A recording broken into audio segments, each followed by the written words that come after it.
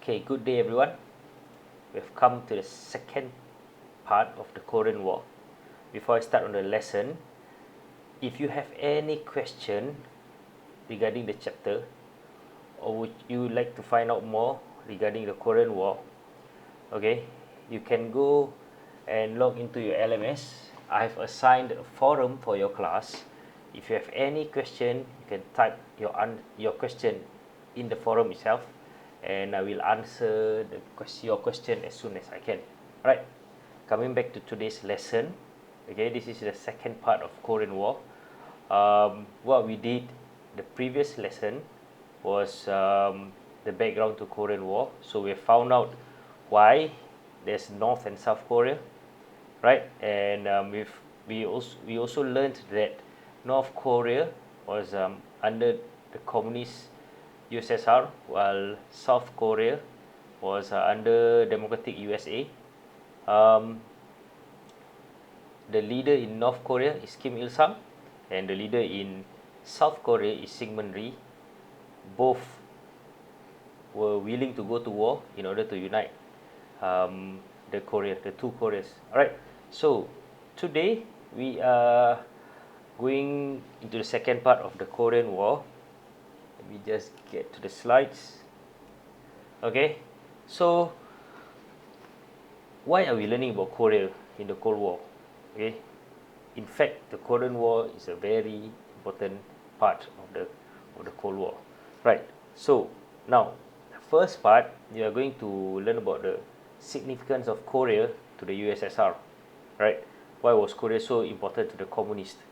Okay. So what I'm going to do is, I'm going to talk about the USSR's atomic bomb, communist victory in China, as well as Sino-Soviet alliance, and then to sum it up, I'm going to tell you how, due to all these factors, Korea becomes ever so important to USSR. And also, we are going to talk about how communism in these parts, right, are going to affect US foreign policy. And lastly, how the rise of communism is in this area was going to lead to a military and strategic imbalance in Korea, which ultimately led to the Korean War. Okay, now let's get to the first one. Okay, now to understand this, let me just show you this. Okay, this we have learned at the start of the year. All right, two cities in Japan bombed by the US. So at this point of time, the US was the strongest country in the world. Why? Because they have nuclear weapons. Okay, and USSR was very afraid of the US because US has nuclear weapons. But that all changed when USSR managed to develop its own atomic bomb. Now they are not afraid of the US anymore. Now the US cannot threaten them with its atomic bomb, because USSR also has their own atomic bomb. Okay, now, so the world found out in 1945, right, when US bombed Japan, right, that the US has atomic bomb. By 1949, USSR also has its own atomic bomb. So now both are equal. USSR has no reason to be afraid of USA anymore because they also have their own atomic bomb.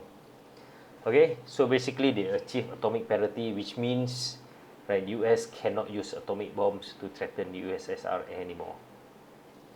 Okay, and if Stalin and the USSR were afraid that by attacking South Korea, the US will use atomic bomb on them, now they are not afraid anymore, because the US won't dare to use the atomic bomb on them because the USSR also has their own atomic bomb.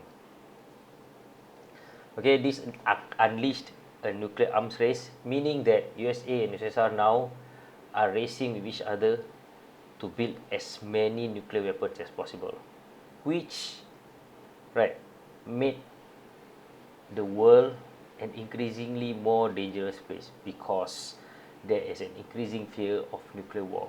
Right, if one country decides to use nuclear weapon, the other country will definitely retaliate, right, with their own nuclear weapon as well. Alright, so now the game has changed. USA cannot threaten USSR anymore because both now have nuclear weapons. Right. What next? Okay, communist victory in China. Right, so let me just show you the map again. If you see here, China, just like USSR, is a huge country. Right, so at this point of time, China was having a civil war between the Chinese Communist Party and the Kuomintang. Alright, if you look at the flag on the left here, right, the Communist Party, okay, which eventually took over China, okay, which wanted to establish the People's Republic of China, was having a civil war with another group of Chinese who wanted to establish a more democratic country. Right, they wanted to establish the Republic of China. Okay, so as we know today, right, the communists won, and that is why the flag of China is the one on the left, which is People's Republic of China. Okay, some of you may recognize the flag on the right. It is because it is part of the flag of Taiwan. So basically what happened was, the people who were fighting for the Kuomintang, right, the Kuomintang party, after they lost the Chinese Civil War, they all fled to Taiwan, and they created their own state there, and they called it the Republic of China. So basically, once they lost in mainland China, they ran away to Taiwan and started a new country there. That is why in the news you always hear a lot of problems between China and Taiwan, and how they are not friends, right? Because previously both of them were fighting for control of the whole of China. So based on this, we learned that Chinese Communist Party, they won the civil war in China. Right, it is very important because now, let me just get back to the map here. Okay, at this point of time, in 1949, it is very, very important because we have a communist Russia. Let's put them in red. A communist China and a communist North Korea. You see how the communists are getting stronger at this part of the world. Okay, meanwhile, for the democratic countries at this part of the world, there's only Japan and South Korea. Right, if you compare the sizes, communists are definitely stronger in terms of size. Okay, so at this point of time, you might want to pause the video and you just take a short read on page 42, where the first communist leader in China, okay, Mr. Mao Zedong, proclaimed the People's Republic of China in 1st October 1949. Right, and a communist victory in China made that area even friendlier to the USSR, because now they have a big communist neighbor which they can work with. Okay, so now, okay, we have learned that USSR is no longer afraid of USA because they have atomic weapons themselves, and they also now have a very big communist friend, which is China. Okay, so almost immediately an alliance was formed with all the democratic countries, with all the communist countries in the area, USSR or Russia, China, and North Korea. Alright, so okay, in 1949 also, once they have established a communist state, China, North Korea, and USSR met. They have to decide that there is this small place, South Korea, that is a democratic country, which they are planning to take over. Okay, all right. At this point of time, USSR has already moved out of North Korea. Kim Il-sung was put in charge, but they still wanted North Korea to take over South Korea in order to expand the communist power. So, for China, okay, they needed a buffer zone, meaning that they wanted, right, they did not like that they have a democratic country so close to them. If South Korea is a communist country, right, they have a bigger buffer zone. That means there's a larger protection from Japan if one day Japan decided to attack China. So for them, they would be happy if this whole Korean Peninsula is communist, so that they have protection, right? Plus, the U.S. after they bombed Japan, they took over Japan, and they have American soldiers in Japan. If this whole Korean Peninsula is communist, right, they will be protected by Korea from the American soldiers in Japan. Okay. So in 1949 as well, Chinese Communist Party, China, and North Korea signed an agreement. If any democratic country attack either of them, they will help each other. Okay, so this is very important. This is an extra protection for both China and North Korea. Okay, if any democratic country decide to attack North Korea, China will help, or if China is being attacked, North Korea will help, right? And now, obviously, after Mao Zedong declared China to be communist, they signed a Sino-Soviet alliance. Sino here is China and USSR alliance, right? As you can see, typical communist propaganda poster with Stalin and Mao Zedong, okay, showing that they're friends. If you see this white dove here, usually white doves, right, these white birds here represents peace. All right, so peace between the countries, they're going to work together, such a pretty picture. All right, so in 1950 they signed a Sino-Soviet Treaty of Alliance Mutual Assistance, same as what China did with Korea. If USA attacked USSR, China will help them, and if China is being attacked, USSR will help them. Okay, very similar. Okay, so now People's Republic of China, right? They can help North Korea if they needed help with invading South Korea, and Stalin, right? After all the devastation of World War II, right, would not be involved in North Korea because he has an agreement with China, say that China, you will help North Korea if they need help to invade South Korea. Okay, while Stalin or USSR does not need to help them directly. Why? Because they do not want to get into a fight with USA. Remember, these two had atomic weapons.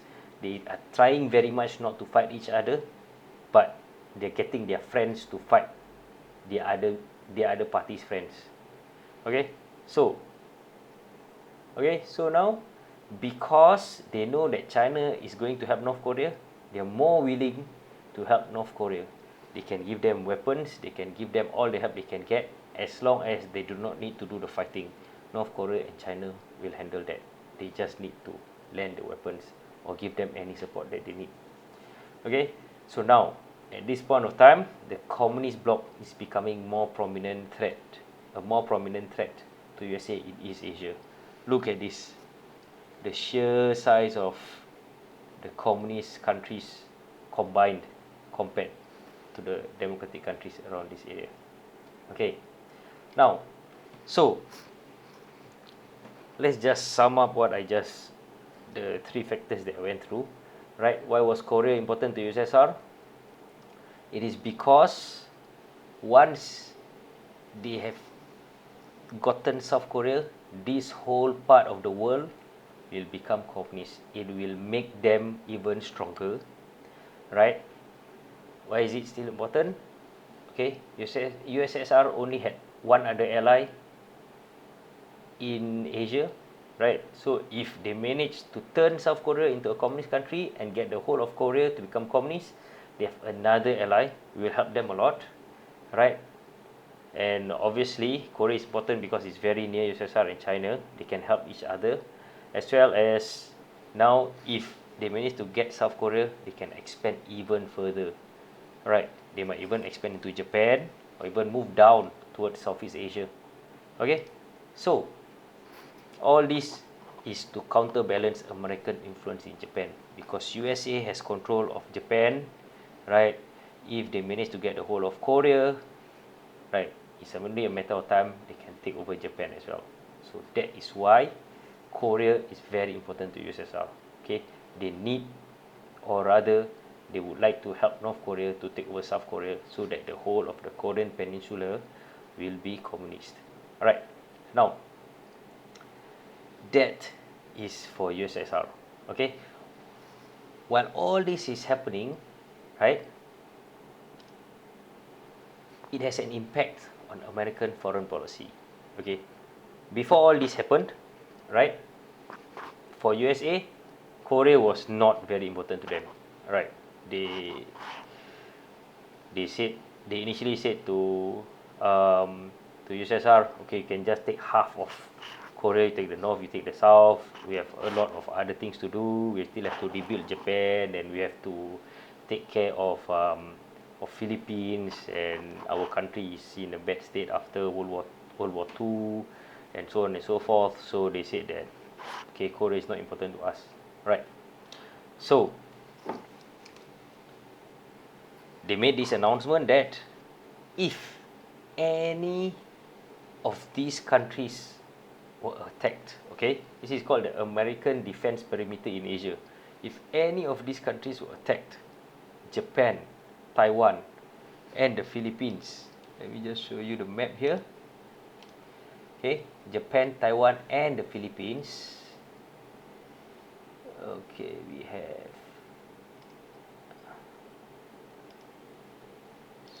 yep, you have Japan here, Taiwan, and the Philippines. Okay, all these countries are very important to them. So they made an announcement that if these countries were attacked, right, the USA will come and help them. That means the USA will come in and attack whichever country that were attacking these countries. Any other country outside of these three countries, USA will decide later if it is worth helping them. So if you are North Korea, if you are USSR, can you imagine what they felt when they said that only if Japan, Taiwan, and Philippines were attacked, USA will help? That means USA did not mention one very, very important country. Yes, which is South Korea here. The USA did not mention if South Korea were attacked, we will help them. They did not mention. They only mentioned Japan, Taiwan, and the Philippines.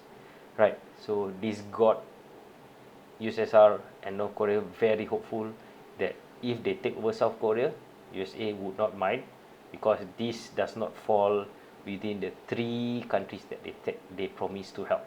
Okay. So what's going to happen here? What's going to happen? However, when they announced that you can read more about this American Defense Perimeter on page 43 of your textbook, right? So, like I said, however, after they made that announcement, right, and China won the Civil War, they suddenly realized that the communists are getting too strong. Okay, so let's get back to this map. Okay, so they realized that the communists were getting too strong around this area. If you go back to this map, right, their land mass is much bigger than the democratic countries. They decided to make a change in their foreign policy. So they came up with this secret report, right? It's called the NSC 68. All right, take a look at your textbook on page 45 about this NSC 68. You can pause the video now for you to take a look at what is it all about. Alright, so basically this NSC 68, right, to put it in a nutshell, right, it says that US needs to increase their military in order to contain communism, not to allow communism to expand, and should the communist countries or USSR attack any country, USA is to respond aggressively, right? So if any country is being attacked by the communist countries, USA will respond.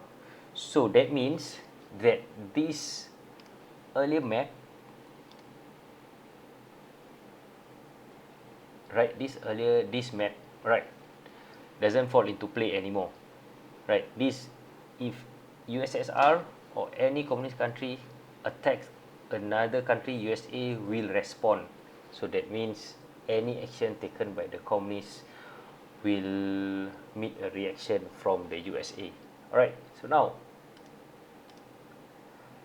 and one last reason why North Korea or the communist bloc in East Asia found it very suitable to attack South Korea was because of this. Okay, remember that this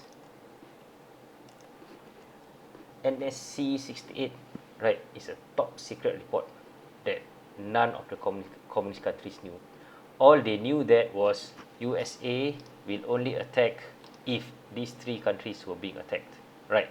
They did not know that if they attack any country, if any communist country attack another country, USA will help them. So they only thought that these three countries were not allowed to attack. Okay, so now, without knowing that USA was going to attack them, right, they saw that South Korea is actually prime or has potential to be conquered by them. Okay, why? Firstly, right, okay, let's just take a look at this. Okay, there's military and strategic imbalance. What do I mean by this? All right, so we have North Korea communist, South Korea democratic. Okay, so we've learned all these. Okay, supported by USSR, supported by USA, right? North Korea has support from USSR and China, both military and economic support. Whatever they need in order to take over South Korea, they can get from USSR and China. However, if you remember what we did the last video, right? What I told you the last video, the USA did not trust Syngman Rhee, right? They only gave him weapons to defend himself, but they did not give him weapons in order to attack North Korea. So now, North or South Korea, Syngman Rhee only have limited support with light weapons. So you see here, North Korea are well prepared for war, while South Korea are not prepared for war. Okay, a lot of support for North Korea from China and USSR, while Syngman Rhee, let's just say that the US don't really support him much to give him a lot of weapons. They are afraid that he will attack North Korea. Okay, so it's only a matter of time for the North Koreans, right, make use of this advantage, better weapons, better support from their communist friends, okay, as compared to Syngman Rhee and South Korea. Okay, Kim Il-sung will only proceed if he has support of USSR and China, which he has. So now, Stalin also saw this as a chance, right, to take over the whole of Korea and possibly expand communism even bigger in the Asia Pacific region to counter American influence. If we get back to this map, right, once he has Korea, once he has Korea, right, next step, maybe, yeah, he can go into Japan, or he can go into Taiwan. From China, he can move down, can take over the rest of Asia Pacific. Alright, so now for the North Koreans, this is the best chance, right, to take over South Korea. Okay, so I think we've come to the end of this part of the chapter. All right, like we said earlier, American defense perimeter only talked about these three countries, convinced Stalin that US would not get involved. Stalin approached Mao, told Mao Zedong, can you help Kim Il-sung to attack South Korea? Kim Il-sung is very happy that Mao Zedong and Stalin would help him.